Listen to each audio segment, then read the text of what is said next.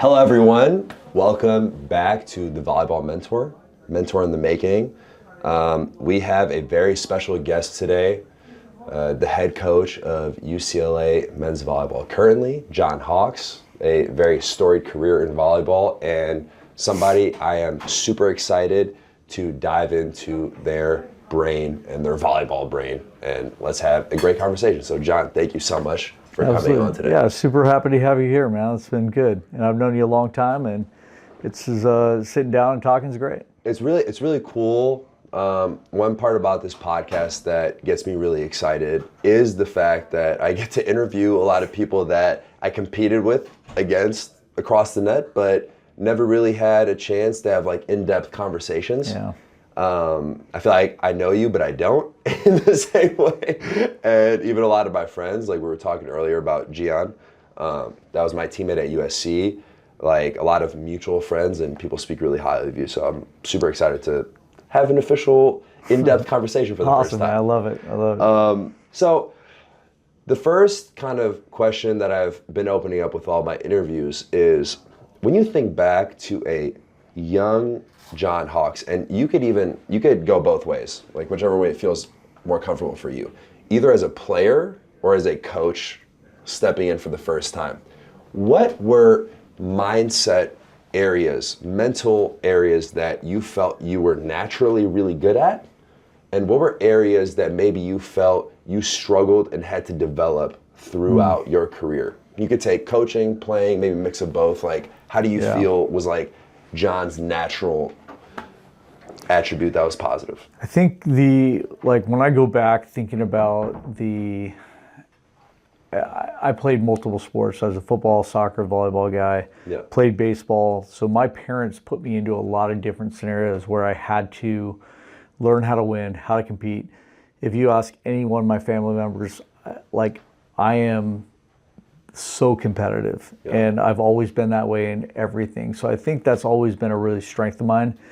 I think sometimes when I was younger, how it came out necessarily probably wasn't the best, kicking a ball into the different side of the street or whatever. But I always felt like I competed really hard, and I knew how to identify guys that I wanted to be my teammates because I could see the same characteristics or traits in them, right?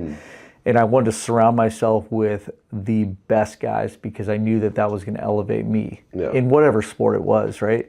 So I never shied away from that. I felt like I was always an underdog to some degree. I was a smaller setter. I had to just overcome a lot of things at the net. And then I moved to being what would have been a libero nowadays, right? So I was a good passer, and I played volleyball since I was fourth grade. I played Matt Furbringer, and I went to the same middle school together. But I felt like I just maybe that was my strength, identifying talent, like guys that I wanted to be with, right? So that probably carried over naturally just in recruiting and coaching at a young level. So I'm going, okay, I want that kind of guy. And I always did well at Balboa with maybe guys that were a little troubled, or maybe a coach had a hard time with because they didn't get along with him.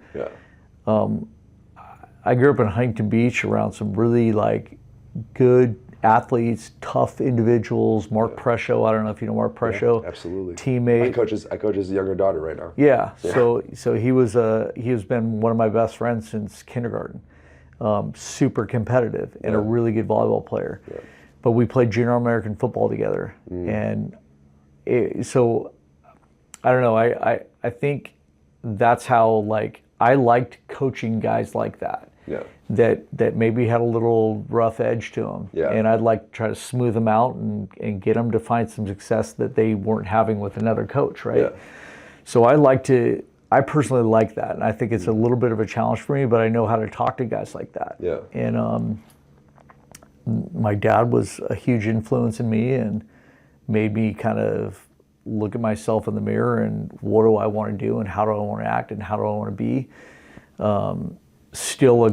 He's always behind the bench, and he's supporting us, and he's loving this, and I'm blessed that he's still in my life, him and my mom.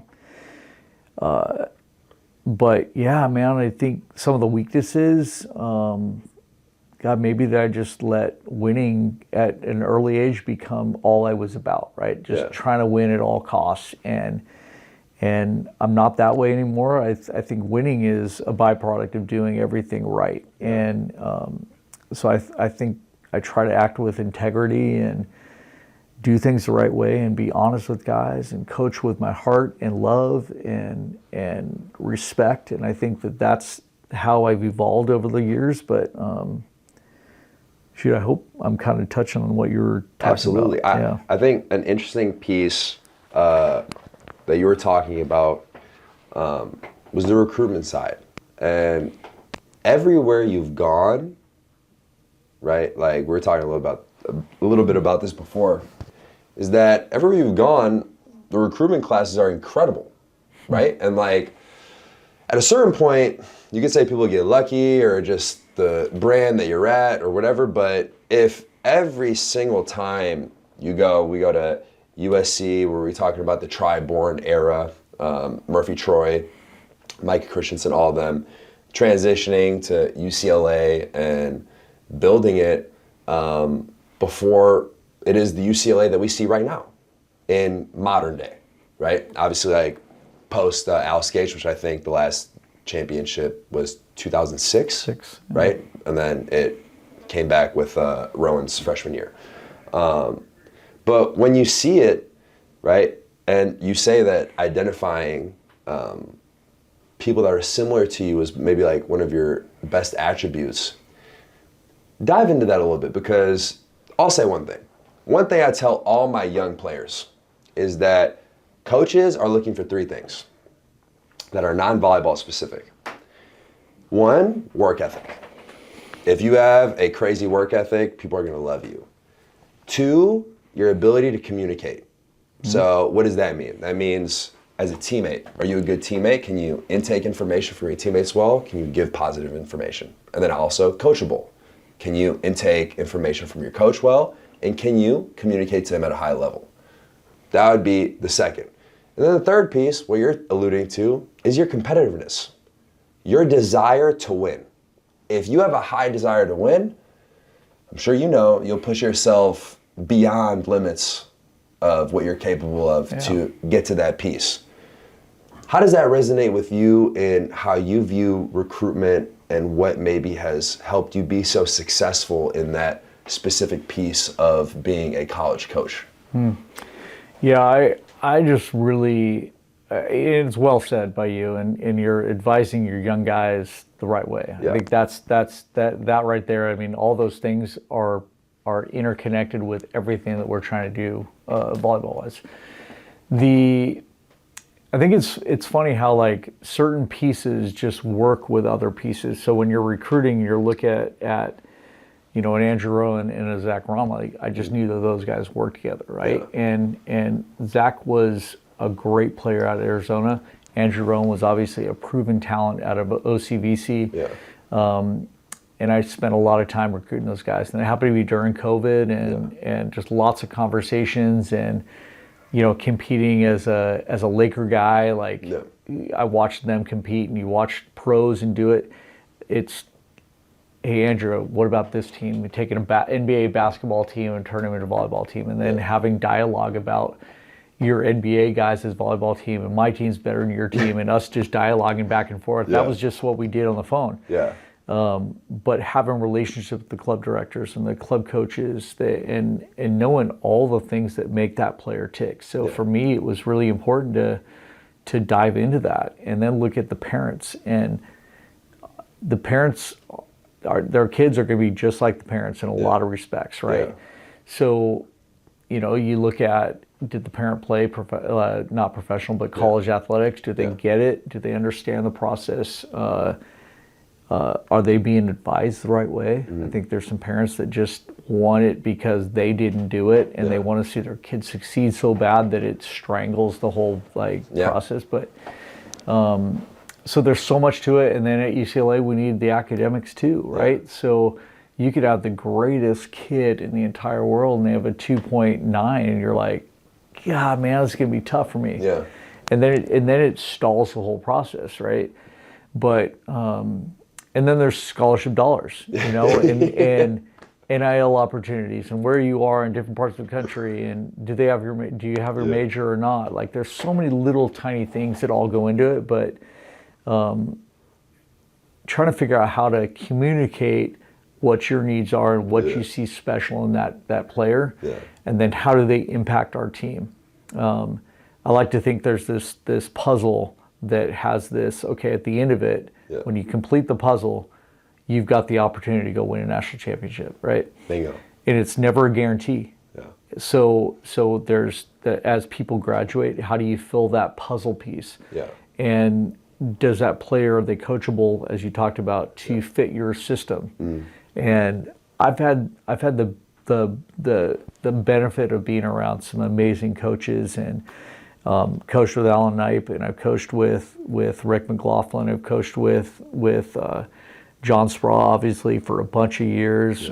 Bill Ferguson did some really good things that I will always cherish and remember. Coached with Andy Reid a bunch. And then not to mention all like the Dan Glenn's and the Tom Pestolacy's and Travis Turner's. And I've been around these guys, and I've absorbed a lot of really good information. And I think I just try to be true to who I am. And it's just so funny to me hearing you talk, and like 99% is non-volleyball. And I just feel like we were having this conversation before. It's like most people, rightfully so, will have their mind go straight to the volleyball, right? We were talking where it's like, I think people view it more like a depth chart where it's like, here are the top setters in the country, and you're just going, number one, if I don't get him, I'll just move down to number two. I'll move down to number three. Whereas it's way more complicated than that. Yeah. Like, obviously, the talent is a huge piece, but the talent's almost a prerequisite. Where it's like, you can't even have the conversation. That's right. Unless you're in a certain level. Yeah. Then, everything else you're talking about is going to be the measuring stick of who's going to get what, how situationally is going to work out, the fit that you were talking about, Rama and Rowan, right? Which is extremely important, because you see that even Rama had to develop into that role. Maybe Rowan came in a little bit more ready to go. Yeah, more polished, yeah. But you look now, and Rama and Rowan had one of the most unique connections in college volleyball, period. Yeah. And obviously leading to them be first-team All-Americans, almost going undefeated in regular season, all these accolades that you guys achieved this year and throughout their whole career. Yeah. But that's something you saw early, right? Yeah. And we're going to go into the UCLA assistant piece of it, but first, like, something that connects us both is my teammate Gian Luca Grasso at SC. Yeah. He was coached by you at Spire Academy, where LaMelo Ball played basketball. Right? That was after I left. So we had volleyball at Spire. Can you talk a little bit about that experience, just in general, going into Ohio, middle of nowhere? Yeah, it's funny. It's a funny story, actually. And yeah, like, break that down, because I find that really interesting. I don't think a lot of people know. Yeah, Spire Academy is like IMG, right? And it's in Northeast Ohio, up on the lake and on Lake Erie. And I had coached at UC Irvine. I coached at USC. I coached at Long Beach State, prior to this opportunity. And I got divorced in 2005-06, during one of my first years at Irvine with Spraw. And I was spending all my time coaching and coaching club and doing all that. So I'm super happily married now, and thank God that this opportunity aspires, because I met her in Ohio at this place. No way. Actually, yeah. That's so crazy. I left Long Beach State, and I had just coached the junior national team with Micah Christensen, Taylor Crabb, Taylor Sander, and some other great players. But we get fourth in the world, and I'm serious. I get back from that trip in Brazil, and a week later I'm in my car and I'm driving back east to go coach at Spire Institute. And my first week on the job, I remember I get this call from some parents, and I don't know anybody in the area. And I've got this beautiful gym, 12 courts, all this stuff. And Jeez. I'm doing a private lesson for 4 12-year-old girls. And I'm on my knee and I'm teaching them arm swing and I'm doing things. And I'm just thinking to myself, I'm going, God, what did I do? Like, I go from coaching in the world championships at U21, and we did very well. And now I'm doing private lessons for 12-year-olds. So the goal was to bring in these academy kids and give them an education during the day, but give them the full spectrum of what it's like to be a college athlete and help them with the recruiting process. So during that time, found Gian, found Arturo Iglesias, who played at Cal Baptist for a year. I had this guy Jose who went to UC San Diego, got recruited, and Gian. So I had these 3 guys, Puerto Rican team.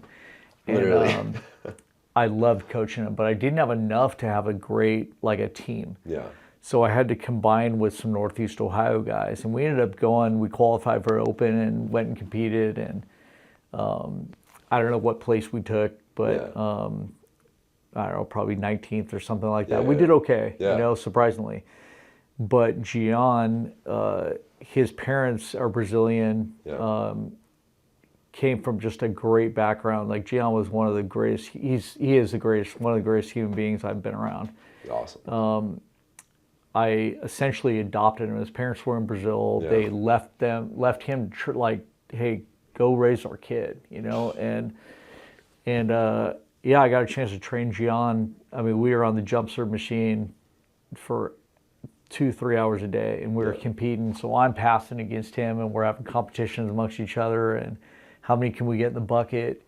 And I'm watching this kid compete, and I just knew he had everything. And like, it's so easy for people to sit back and like pick at what they think volleyball-wise can be different in a program, right? Where it's like they'll look at UCLA, they can say whatever they want. They look at USC, they look at Irvine, they look at high schools, whatever.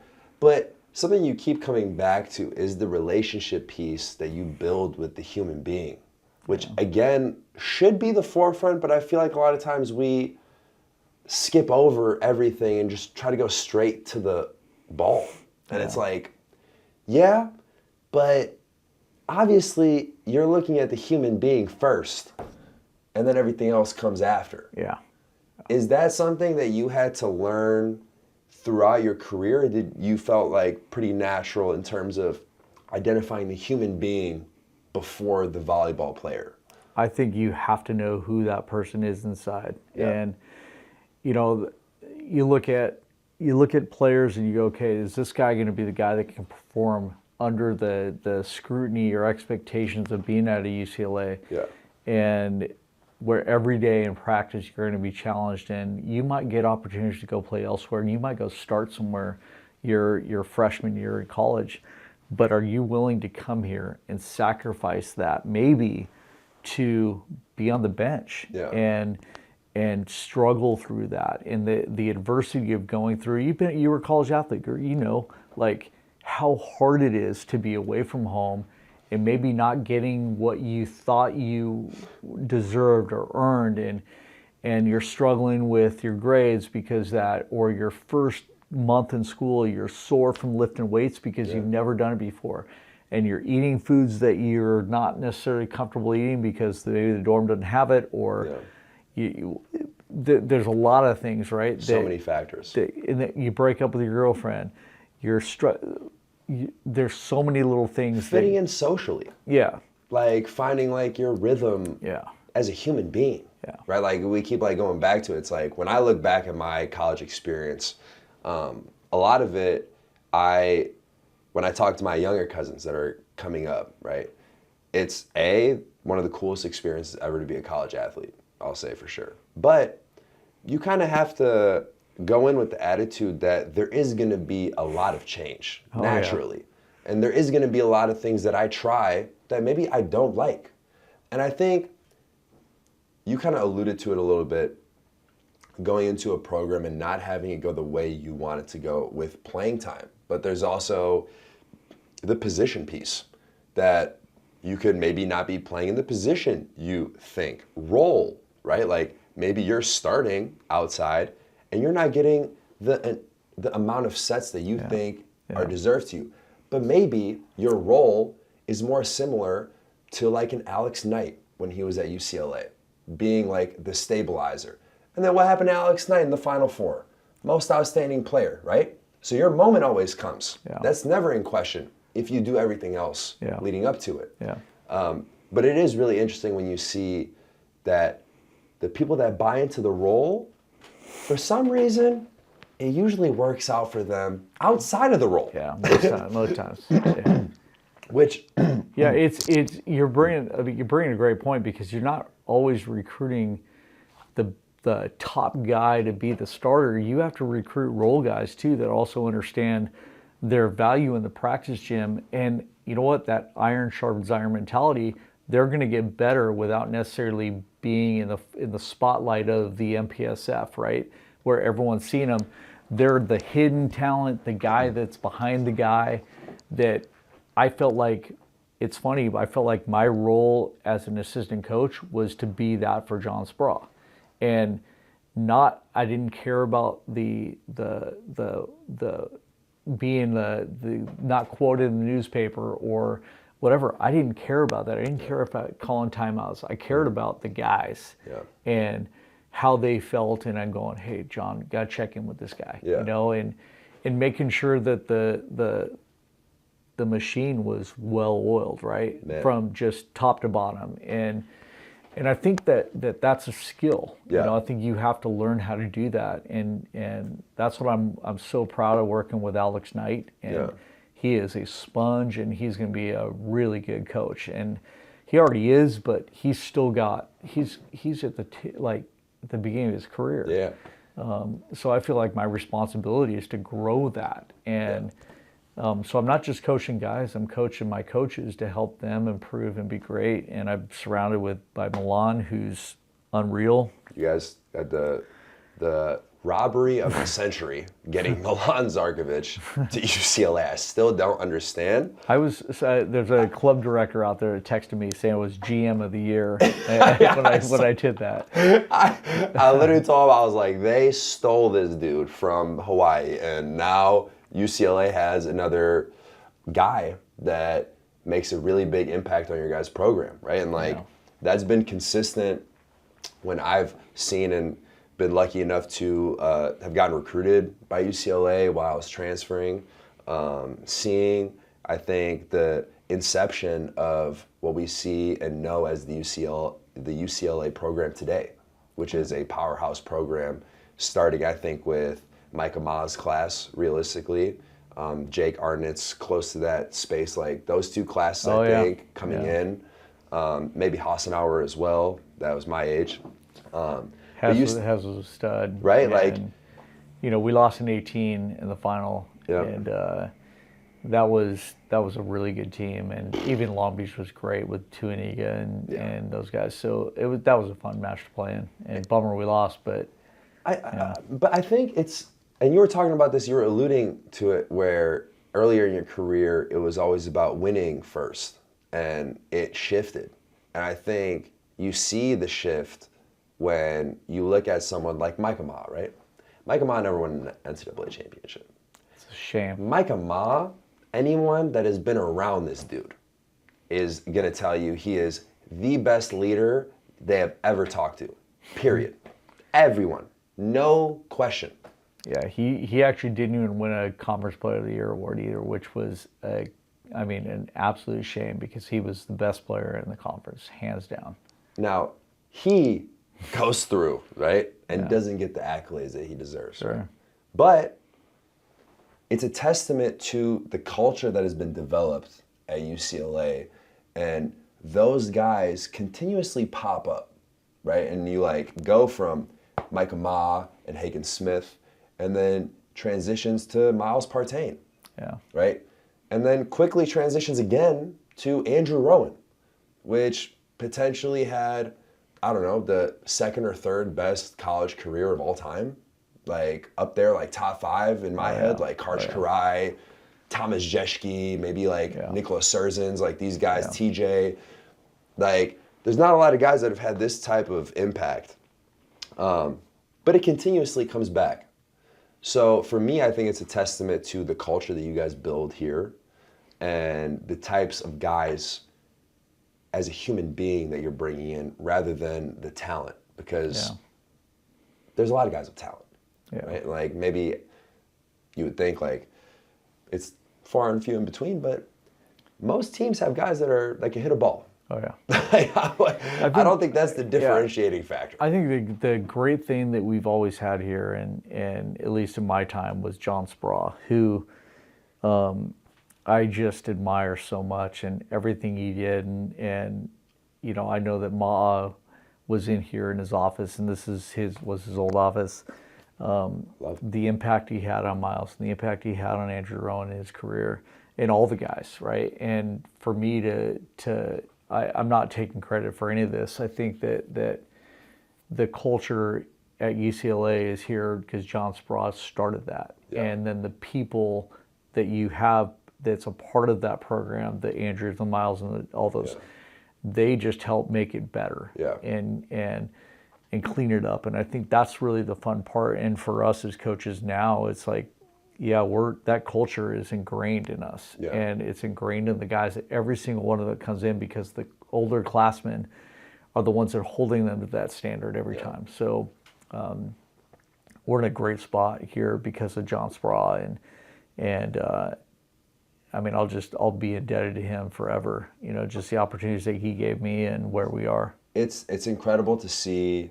Again, from the outside in, being an SC guy, like obviously we were competing always, and wasn't that we were speaking very fondly of each other behind closed doors back then. But I think it's safe to say that the proof's in the pudding, right? And you just see the results over time.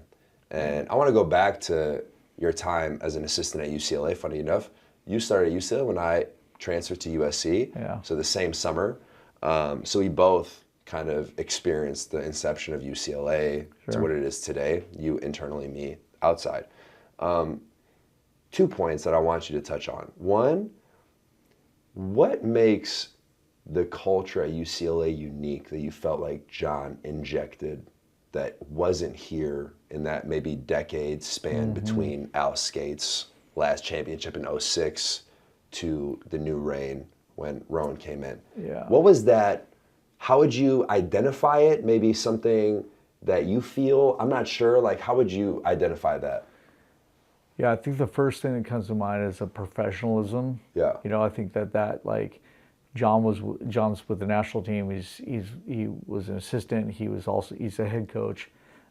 He's won a national championships as a player, won a national championship as an assistant here. So bringing that like the championship DNA back to what UCLA was about, and there were some guys making bad choices, you know, during that time. So what does it mean to be a pro?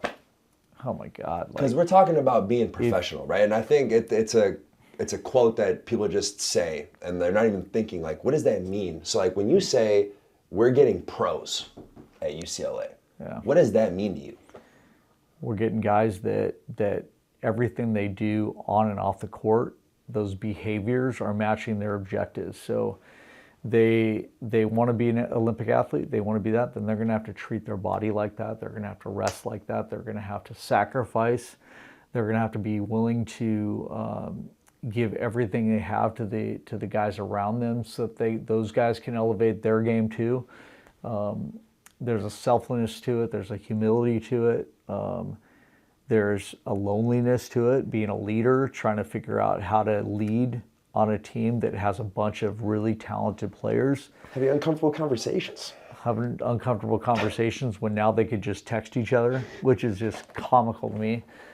John talked about, there were some guys that on the bus, and he shares the story better than I, but an opportunity where a guy sends a text to another player saying, hey, I really didn't like whatever. And I forget what the topic was.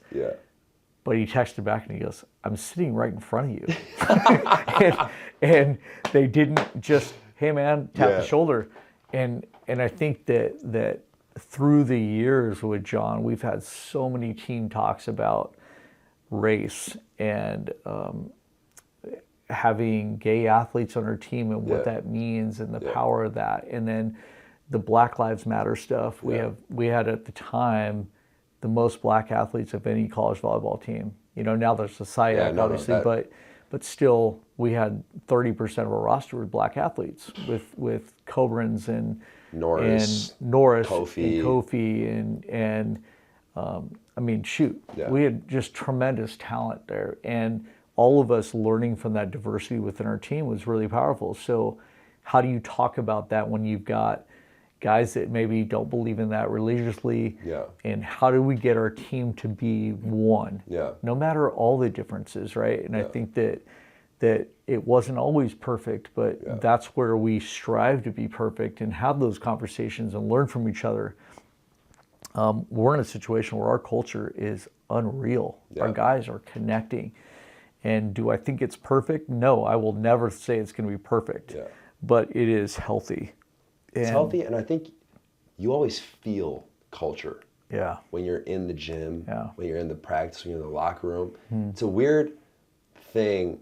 I'm not sure how to explain it outside of people that have like lived it, and you can experience negative culture and positive, and you feel them both.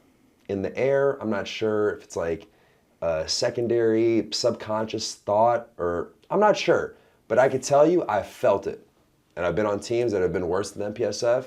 I've been on teams that have gone to the national championship and had 5 match points to win the national championship. So like right there, right? And you experience both sides, and people tend to speak about these concepts like culture and generalize it and not really go into the weeds of what makes it unique. One piece that we've been talking about, the recruitment piece, right?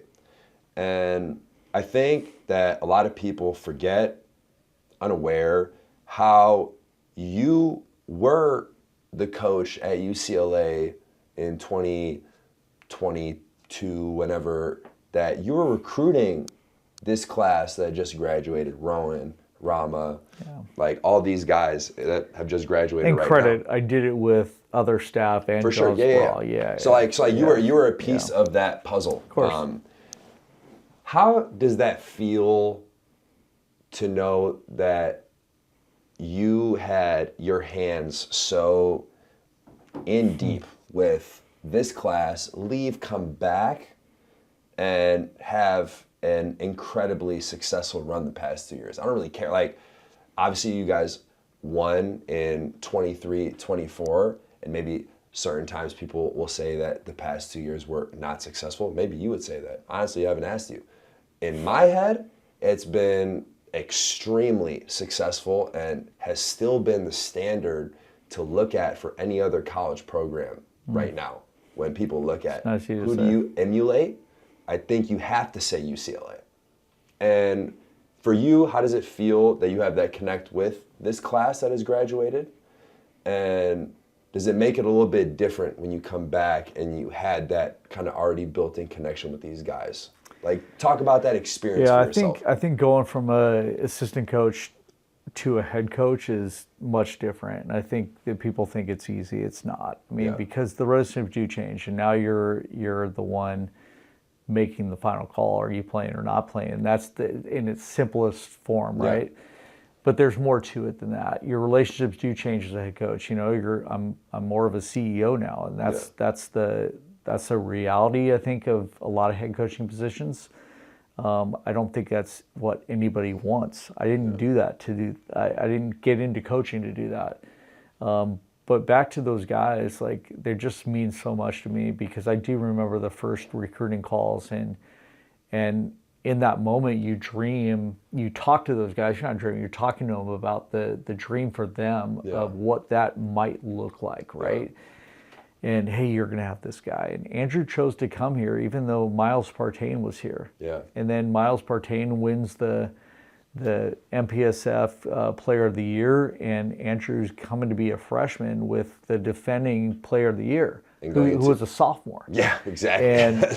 And I think that gives a lot of, like, I credit Andrew for going, man, I'm going to go there and I'm going to try to beat him out. And that's what I think that's why make Andrew special, right? Yeah. And I think he's stubborn in a great way. He's a leader, and maybe sometimes he will say, I'm not the greatest leader. I don't think he wants to be tough on guys, but he learned how to lead. And this last senior year, I was so proud of him for that. And I told him a dozen times just how proud of him I was. Yeah. And you can see him smile, and when he plays with a smile, it's this most infectious thing, and he figured that out. But yeah, I love, I'm going to miss these guys tremendously, but it was challenging. There's a lot of things that you know, I would say that, yeah, we failed. You know, we had a great year this year, and I'm so proud of the guys for the resilience that we showed, the togetherness that we had, the composure that we had in all these moments, and I'm sure we're going to talk about the match the other night. For sure. But I kind of have to. But. Yeah, but I don't know.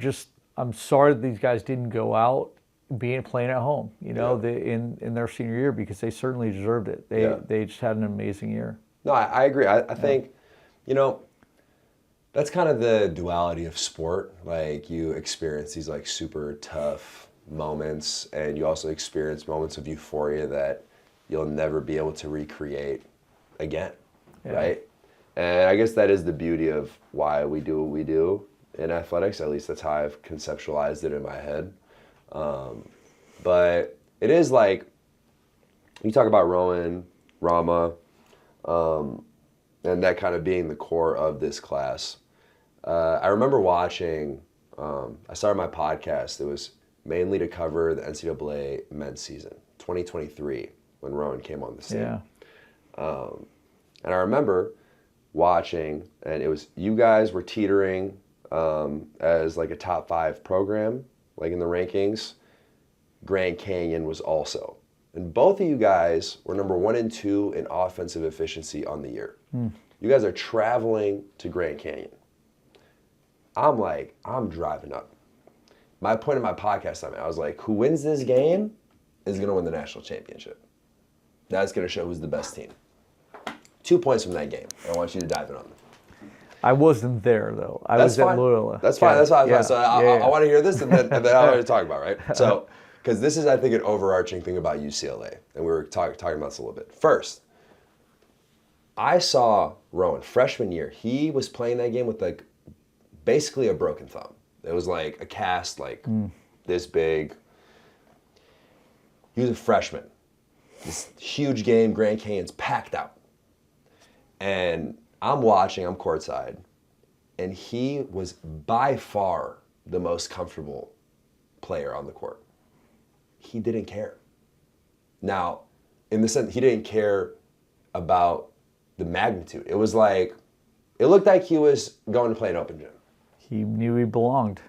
Yeah. And the confidence that he had oozed into everybody around him. Yeah. Now, interesting about that game, you guys sweep Grand Canyon, or not you guys at the moment. Yeah. UCLA sweeps Grand Canyon, right? You guys hit very similar. I think it was like 450 around. But it was a sweep. I was like, So I started looking into the stats, right? Grand Canyon, off of non-setter sets, were hitting 0. You guys hit 500. Talk about what the development of the holistic athlete at UCLA means for you guys, because I think that is an under talked about thing that you guys have. You guys had people like Ethan Champlin that I legitimately thought could be a setter. And it's like, that's how good you guys were at areas that most people don't think about, which is non-setter, out of system setting. You guys are elite. And like I said before, elite things are not random.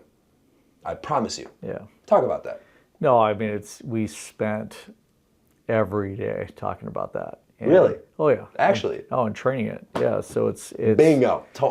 It's, you know, I mean, John Sproul was a master at this and systems, and, you know, I was fortunate to be with him during these times where we're creating systems, and we trained heavily. And back in 2006, the BIC, when people weren't running the BIC in college, and then we started to run it, and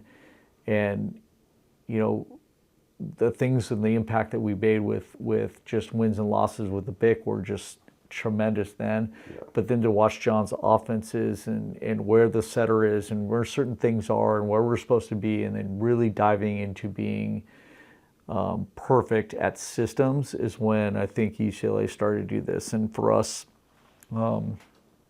the system talk comes up every day in practice, just about, hey, this is what you're supposed to do. And guys make mistakes, right? Yeah. But that's being passed down to the freshmen, and then the freshmen hold the next class accountable, and it's ingrained in us. And I credit John for just every single day his whiteboard be covered with, did we cover this? Did we cover that? And he's just meticulous with training. So when I hear those numbers, I'm not shocked. I mean, we had, oh my gosh, like days and days and days of training like one system and just perfecting it. And it can be tedious and it can be boring sometimes for guys, but trying to figure out how to get guys compete while also working in systems is the challenge of a coach, right? And the buy-in. And the buy-in. That someone's going to have, whereas a lot of times you could have a 6'10" outside that just hits OT. Yeah. But simply put, in this context, if he can't out-of-system set, does he fit into the picture? Right. Right? That becomes the question that most people tend to not look at, where it, I think, is the core of what you guys do, what makes it unique at UCLA, what makes it unique at every high-level program, that it is this system that you're buying into. And another person, Dan Friend's system at Lewis is unbelievable. Like, with having nothing to work with and creating that environment is unbelievable, like something like I felt. Sure, and I think every program has their own systems, right, and their own identity, right? Yes. And I think that's what makes this competing against all these teams really special. I mean, I can recognize great things from every single program that we play against, and I like to think that what we're doing is the right thing. I think we're proving that.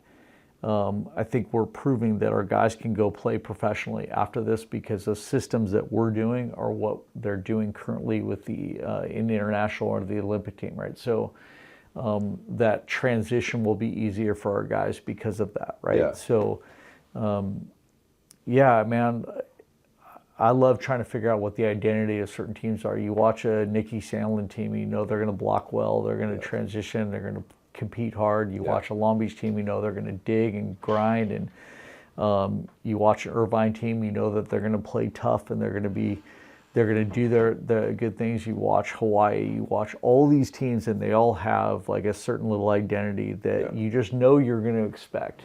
And when you're at UCLA, it doesn't matter who we're playing. UC Merced, a Menlo, whoever it is, we're going to get their best match, because it's their Super Bowl moment, and and that expectation that we have to find, our guys have to be mentally tough, and that's the special thing. If you can't handle that and be in that and having a target on your back every single night, then UCLA is not the right place for you. It's just it won't be. And I love it, man. Like, you guys have obviously really high standards, and there is a certain mold that you have to fit in order to fit in. And it's not about you, it's about the whole, right? Yeah. An interesting point, and we were talking about this a little earlier, where I experienced the MIVA and the MPSF, both in my college career. You had the opportunity to kill two birds with one stone with becoming a head coach and going into the MIVA in the same year. At Loyola, who is probably the most storied, or one of the most storied Midwest programs that we have right now. Yeah. How was that challenging for you, transitioning into a head coach position? And what was it like developing your own culture in the Midwest? Were you able to emulate some things from UCLA? Did you have to change how you did everything, or what was your experience in general? Yeah, I think I head coached, obviously a lot of club teams and Yes. U21 teams or U19 teams, and I felt like with John Spraw's, like what he did for me is allow me a lot of just latitude to be a leader and be a coach, right? Yeah. And do the recruiting and do the scheduling and do all the things that are required of a head coach. So I felt like he prepared me really well to go to Loyola and do what I was able to do. Yeah. Now the transition of going to a group of guys that I'd never recruited and then coach a Parker Van Buren, who I just love and adore that person. Unreal. And there were so many other guys, Brian Voigt and Jack, and I mean, so many cool guys that I met and got able to coach, and Deem, and trying to implement saying, okay, here are the blocking schemes, here are the offensive systems that we're going to do. So I felt like that was a very successful year. They had, we ended up losing in the quarters of the MIVA tournament to a McKendree team that beat us in 5, and they were tough, and we didn't have the greatest match. Yeah. But we were knocking on the door to get in the tournament that year. Yeah. I think had we advanced to the semis, we'd probably go as an at-large. I agree. We had some good wins that year, and that was a bummer in itself. But trying to get the guys and teach them how to win. They'd had some tough losses the previous years. I think there were a lot of cultural things going on at the time that needed addressing, and some guys quit or guys got cut from the program, and so that was a big challenge. And then going from a big school like that to a mid-major school, and I'm not saying that disrespectfully, but I think reality. the trying to get our program to go to the next level, and that was the challenge, and that was fun. And then the next year, I got my first year recruiting class in there with some of the guys that will be seniors this next year. Yeah. That was fun. It was fun to recruit. I got 11 guys in that first class, and a bunch of them were from Southern California. And I'm assuming that you didn't expect to be at Loyola for only 2 years. No. I honestly thought I was going to be done there and retire there. So, like, what's the mental gymnastics that you have to do when you go to Loyola trying to dig your roots in and create the John Hawks culture of Loyola? Yeah. And then you get this opportunity comes up, which I was shocked when I saw that Spraw move, right? Like, I was just like, I think the whole volleyball world kind of like went up into flames, like, what is going on? Yeah. And then obviously the second question was, who the hell is going to get the job? Right? Yeah. So you end up getting the most coveted job in men's college volleyball. Yeah. How does that feel for you? What are you processing? Like, when did it feel real? Because I feel like maybe in a moment it's almost like you're dreaming. Like, what's the experience like then? Like, coming back 2 years removed, it almost seems like you were just here. So, like, what's your experience like in that? So you go, like, you're training your Loyola guys here in the fall, and we're talking about, hey, this is what we have to do this fall to get better and take the next step, right? Then I get a call, and actually I get the news that John's retiring. Yeah. I call John. I'm like, John, I thought we were friends, man. Yeah, what's going on? Why did you tell me this? And he's like, I couldn't say anything, and blah, blah. And then going through that recruiting process of, like, the interview and the whole thing. Yeah. While also knowing, I knew, like, there was one job in the country that I wanted. And, if it wasn't Loyola, I even told the AD, I said, look, if this job opens up, jokingly I said this. Yeah. I'm going to apply. And he... Manifestation in real life, honestly, baby. And honestly, I want to say it was probably 3 weeks after that conversation with my AD. That's crazy. I had just signed a contract to extending my stay at Loyola, and I had to pay a buyout to get out of that contract, and but to come to UCLA and be a part of this program, it's a moment where every day I've been on this campus for now going on to my 11th year is I pinch myself every day, man. Like I admired this program growing up and watching John Spraw and watching Nygaard and watching I'm not naming a bunch, not because but just those guys. I mean, they were the tip of the spear, and I want to get that program back here, and I want to keep it here, you know. And Andrew Rowan in that class, and they brought it back and it kept it consistent, and I'm just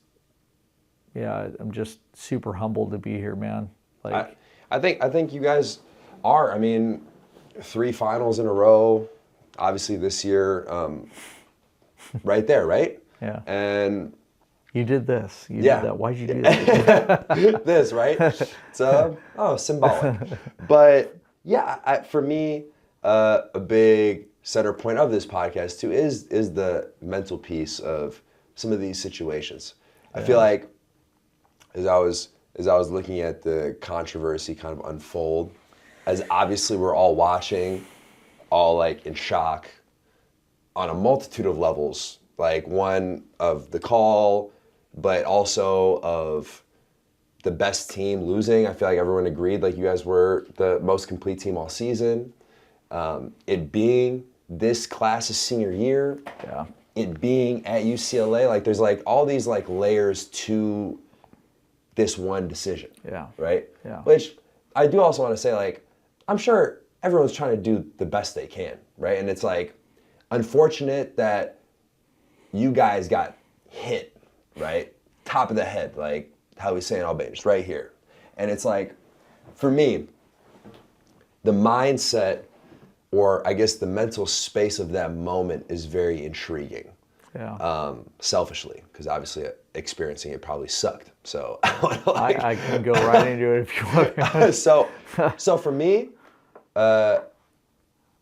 what was going on in your head when they called the challenge? Because I was confused when I was watching it. Oh, yeah. So like live, you guys win 15-12. Yeah. UCI hits it out. Yeah. Cam Thorne Decker, full press.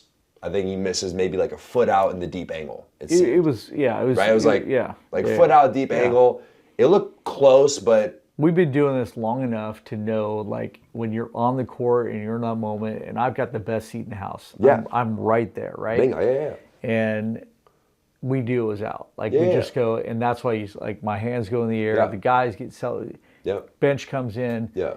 And David challenged. Yeah. We all would have challenged that moment. I don't think anybody of us, like, he did his job, right? Yeah. And so in the conversation, the huddle, and typically the mindset in those huddles are, you look around the huddle and you go, you get that? Like this, and the guys are having that conversation, they're like, nope. Okay. But every other challenge, like, you're like, it's close. Yeah, I touched it, micro touch. They might not see it. They may see it. So that you're having these conversations, preparing for that next moment of, okay, if it doesn't go our way, we need to just side out. And we've been that way the entire year. There was like this group was so stable mentally. And I think it showed throughout all of our matches. And we had proof. I could go on with the proof that I have of just our composure and our resilience, right, in that moment, right? So the conversation goes, I go, anybody like this? And they go, coach, no way. And the bench is going, nope, we're good. And we just thought, okay, we won the match. We are going on to the next round. We've accomplished the next step in our goal, which is now the Final Four, right? And guys, you were down 2-1. We win that fourth, we win the fifth, and that's the mentality. Is we just now it's like, boom, and you let go. To be honest, it felt like before the game, in my head, I was like, UCLA is gonna kill him. because UCI struggled against Penn State the other day, right before. Okay. And I was can like, see why you'd say that. I was like, it's going to be tough for them to manage UCLA serving pressure and then get them out of system enough to struggle with Rama and Kelly on the big middle with That Cam. wasn't our thought, though. I'll tell you that. Fair. We No, respected the hell out no, of no. it. And this is me coming from a Yeah. fan's perspective, right? So when I'm watching and you guys win, in my head, I was like, damn, UCLA, they escaped. Like, this was the moment. Like, if anyone's beating them, it would be a game like this, and they'd have to flip a few points. The pressure in the quarterfinals like this is probably greater than any other level, semi or final. The pressure in the quarters is the gnarly one. And that's where, like, I don't think some people understand. And then I can get where people go, but you had opportunities to win the match. Yeah. Okay, I understand that. Yeah. 100%. And we did, and we failed in that moment. The hard part is understanding that when we're talking about this mental piece of this whole thing is to go, okay, we were just punched in the gut after completely letting go because we knew we won. Yeah. And to us, there was no question that we won. Yeah. We were like, okay, it's done. Yeah. And then to be forced to go back out there, I think had I known what, like now seeing, because I'm in the moment, I don't see the replays of what people have, right? Yeah. So I'm going, okay, they challenged it. He must have seen something. Yeah. And then I see all the replays afterward. If I knew now what, or knew then what I know now, I would have told our guys to go sit in the locker room. And I would have processed that without question. And I would have made the head referee step down and go look at the video himself. Because we don't have checks and balances down there. We don't have a third referee. We have one guy who overruled 5 other refs that all called it out. And there was no conclusive evidence. We've all seen it. The lesson that I hope our guys learn that I'm going to is, and maybe I haven't been perfect at this. I'm just trying to fight for my guys. But it's how do we respond ourselves in these moments where things aren't fair and things didn't go our way? We're not crying sour grapes. I mean, we're bummed because we won and we were asked to go win that match a second time.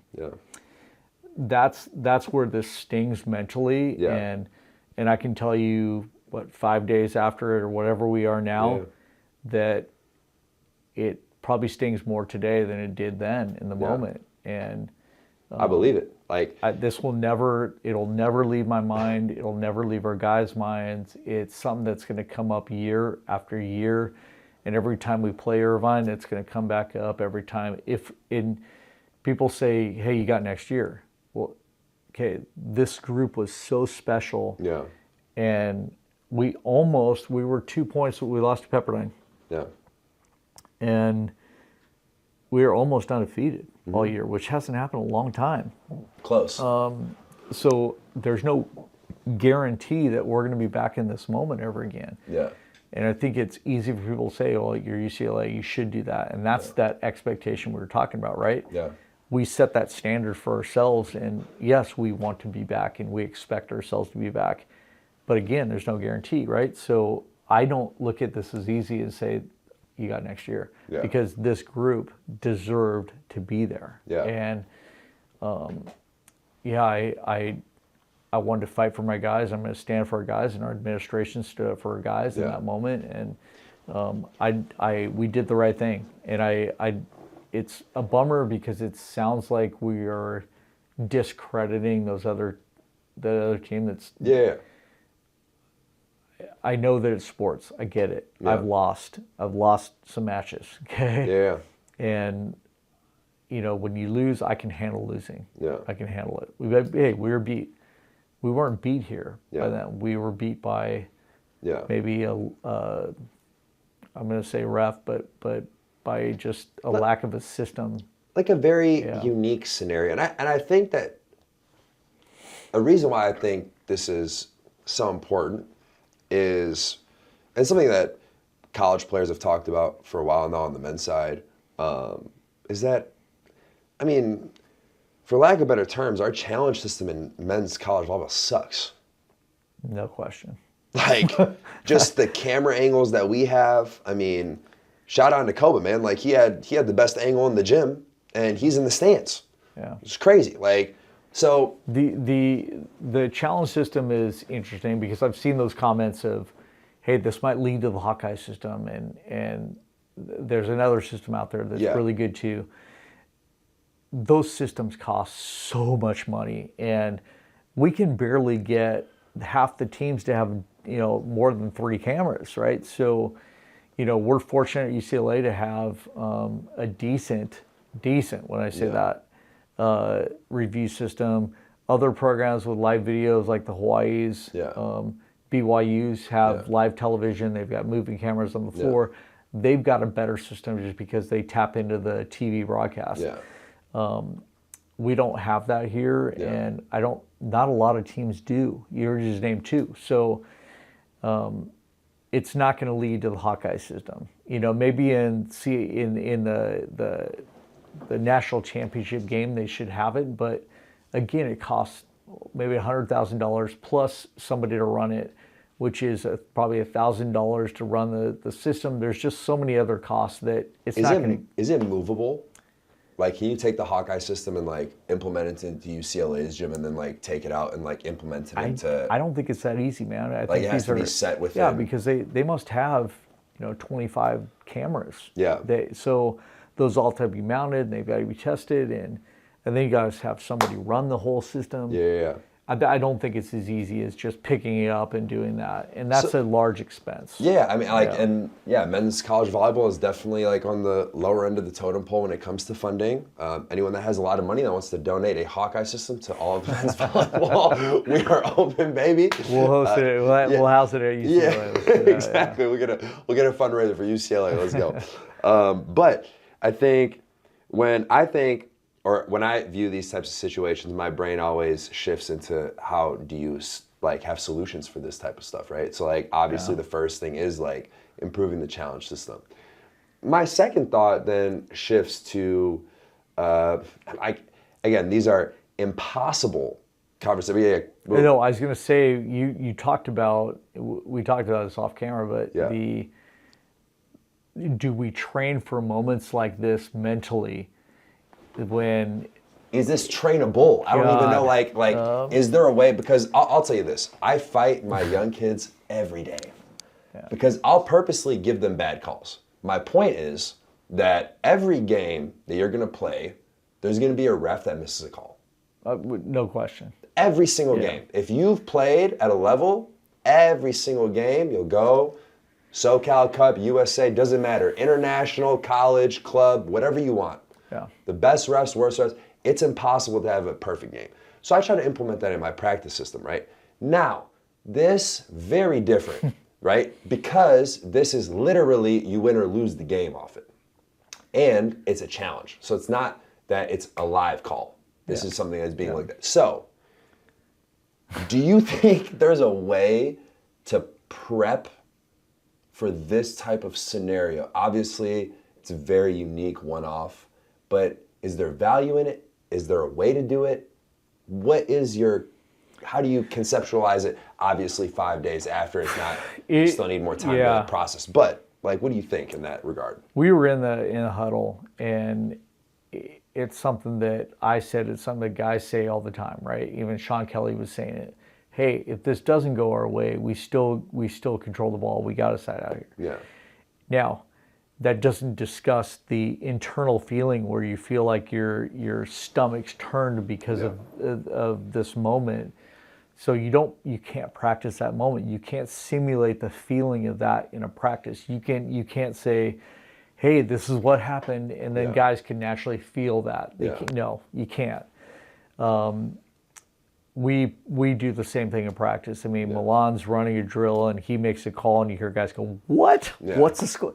And it's by design, and it's to frustrate the guys and get them to just do this and be solid and worry about that, because that's what you can control. You can't control that call or that's whatever. Yeah.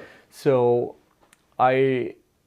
Yeah, man, that was a unique thing for me in all my years of coaching, man. This might be the worst thing that's ever happened in all my years of coaching volleyball. And You know, can't prepare for that. yeah, I can only imagine, like, it was heart-wrenching, like I said, watching it as a fan, as a SC alum. You watch Cameron Thorne swing, you can tell his heart was gone. Yeah. On his swing and his block, that it was him and Decker, I think, that got tooled out. Yeah, it went off deck. But yeah, so it was like they were both, and you could see like Cam specifically, you could see Cam's face was like shook, you know, and rightfully so, man. Like, I'm not gonna sit here, like, put yourself in that situation, man. I'm telling you know what I mean. Dude, like, it's impossible. Cameron Thorne wanted this so bad, and my heart breaks for him, man, because he might be looking at this as I cost us. No, you didn't, man. Like, dude, we're not here without Cam Thorne, and absolutely not. And I think as coaches and leaders of these guys, we should all have psychology degrees. Because trying to get a kid like that through this moment, it's like somebody died, man. I'm telling you, it's death in our whole journey. It's crazy. I want to say something, because for me, right, for real, I think you alluded to in the beginning, right? And again, I'm not sitting here but you alluded to, like, in the beginning of my career, winning was the pedestal. As I've progressed, it like has become less about that being the first thing, right? Yeah. When I look at Cam has redefined what it looks like to be a middle in college volleyball. I don't care about a championship. I'm looking at Cam Thorne, and he has changed the way that club athletes view their ability to go play in college at the middle position. 100%. Period. That is the value. At the end of the day, yes, winning rings, amazing, right? You guys got it. I think the impact, for instance, with Cam specifically, right, and he's very unique in that, because he, like, stylistically is so different in the middle position compared to all of his counterparts. Yeah. And, I mean, you look at, I think, some of the best middles in the country, we're at USC with Parker and Wes, and Cam is literally 7 inches shorter than them. And is competing against these dudes and winning a lot of times. So for me, I look at, and you could pick each player, right, on this UCLA roster, this class, and just this team, and the energy that you guys have put in to college volleyball. Sadly, the controversy that brought all these eyes to college volleyball on your guys' back, at the end of the day, pushes the sport forward. Yeah. And at the end of the day, it changes the mind of young athletes looking up at Cam Thorne, at Andrew Rowan, at Zach Rama, right, as a 6'10" outside freak that you would always assume those types of athletes go play in the middle or go play in the right side. And I personally had questions about Rama's ability to pass and be consistent. You see him passing at the end of this, oh my God. Right? Do you see what I'm saying, right? So and now you look at his development, you're like, oh my God. Like, so for me, when I look at this team, less about the championship, forever, like I never associated, I thought it was a done deal with the like the championship never even crossed my mind when it came to this team. What crosses my mind when it comes to this team is how Andrew Rowan has stamped himself as a god, legend, whatever you want to say, in college volleyball. Regardless of what he does on the national team, his college legacy is set. Yeah. And if you experienced it, like, you should feel very lucky. Cam Thorne, Zach Rama, obviously you guys have new guys coming up like Sean Kelly, Micah Diallo, like David Decker, like Conley. It's unbelievable. We talk about 7 All-Americans. Everyone in UCLA's lineup is an All-American. That is so unique. Yeah. So my big point is, from somebody that has his own volleyball club now, and I'm around young kids, and for them, they see it's a clickbait, real, oh my God, UCLA, damn, bad call, next, right? You live it. But for them, the way that you guys played, the uniqueness of your players, how you guys pushed the game forward, I think will leave a lasting legacy forever. In the same way that you talk about, people are always going to talk about the controversy. That's cool, but the team is unique. Yeah. And the boys and what they became from boys to men and how they developed, I think is the story. Yeah. And I think is the uniqueness of what this UCLA 2026 men's volleyball team is whatever you want to say. Yeah. That's how I conceptualize it. And yeah, man, like I feel very lucky to have been able to be around UCLA team, to have a few conversations with Rowan throughout his career at a young age when he was freshman, again, USA Gym last summer. Being able to have this conversation with you, I think that everything I think about always reverts right back to the youth and how and what information we're giving them. That's what made me so excited to have this conversation with you. And I know obviously you guys are very busy, but I really think that these conversations are going to help the youth tremendously when they hear your guys' experiences live. One last question that I have for you. Obviously with Mentor, my club's name, I like to ask, who were mentors for you? I think you talked a little bit about it, but you could specify into more like 1 to 2 people, whatever. And then secondly, what is being a mentor mean to you? Like how does that connect with John Hawks and who you are? Because I do feel like that's probably something that's really unique to you, and everyone that comes around you feels that. So how would you break those two things down? Yeah, I think just the big mentor for me obviously is John Spraw. For sure. Yeah, I mean, what he's done for me in my life and how he's coached, and you know, there's so much about him that I respect and admire. And I look at my high school coach, you know, like I had an assistant coach who's passed away, Dave Mose, who got me into coaching. He saw something in me. Yeah. And he talked me through as I'm coaching high school JV girls volleyball or freshman girls volleyball. Or the 12s that you were doing privates. Yeah. But I'm like, at that time in 1990, I call a third time out and I'm breaking down because I cost our girls a match, you know, like he's the way he talked to me in those moments, and then coaching with the late Rocky Sorelli, who was one of my highlight assistant coaches ever. And I've coached with, you know, I'd said it, Alan Knipe and Andy Reid and Rick McLaughlin and Matt Worley and Jalen Reyes. John Winder was one of my assistants when he was at Pepperdine. He played for me at Balboa, and I learned from all these all these big guys. But I learned from all of them. And I think just the Eddie Rapp was another huge one. I mean, I don't know how many CIF titles we won together, but we won a lot. And 100%.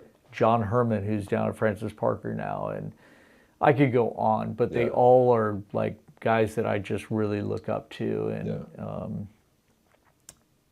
I know I'm missing a million of them, but how does like you're asking me, like, what does it mean for me now to be? Yeah, right. Like it flips, and like the page then goes into like how you talk about all these guys is how people are going to talk about you, right? So it's all this chain effect. Yeah, I hope that I can have the impact on those guys as much as mine had on me. For sure. That to me is I'm at that stage of my life where I'm in my 4th year head coaching a program, which seems super young because there's a lot of coaches that are out there that have a lot more college head coaching experience. I feel like I'm the new guy. but I'm the old guy. I'm the one that's like, I'm Yeah, it's telling interesting. I'm telling the stories of, oh, I was like coaching that guy, Yeah. coaching that guy, and just being a little piece of their journey has been really cool for me. And I get texts from ex-players that, hey, I really appreciate, maybe in the moment it wasn't the way they felt because they weren't getting what they wanted. Yeah. But they've matured enough to say, oh, hey, I knew it was coming from a good place now, and I hope that I can impact these coaches, and I hope my coaching tree expands, and hey, I coached with John. I would love that. It's really cool to see, and I have conversations with a lot of ex-players of yours that speak very fondly of you. And obviously, stepping into the UCLA head coaching position comes with extreme scrutiny at every level, right? Yeah. We're talking about if you don't win a game by like 15 points, it's a problem, right? Not talking about anything else. Yeah.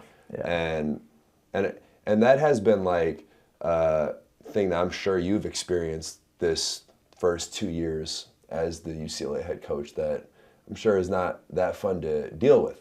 But I will say, what made me really excited to have this conversation is that everybody that I knew personally and that you knew personally, the connection, the comments were always at the highest remarks for you.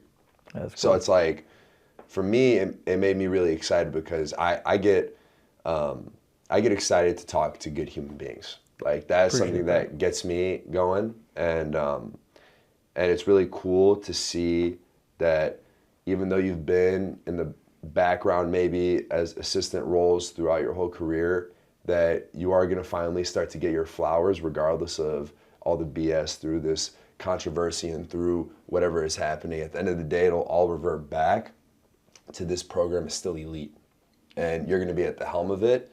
And it just makes me really happy to see that you guys are in that trajectory. And I'll say this, I find it really weird that SC people don't root for UCLA. When SC is not in the tournament, UCLA is my pick. So like, I don't know if that makes me odd, but I'm gonna stamp that. So for me, like, I feel like it's a first cousin. So it does make me feel really good. And I'm super excited to see how the program continues to develop, and all the new boys that are going to come in, how the coaching will adapt and evolve, and how this will continue to inevitably grow. So I appreciate that. Man, I thank you so much for coming on. Obviously, like I said, you guys are very busy, but I truly think that this conversation is going to help a lot of people out. So awesome. I appreciate you a lot, John. I appreciate you, Gert. Thank you so much, my man. It's been fun. Guys, thank you so much for coming out. Hopefully this was a informational conversation, and you have been watching the Volleyball Mentor, Mentor in the Making. I'll see you guys next time. Peace out.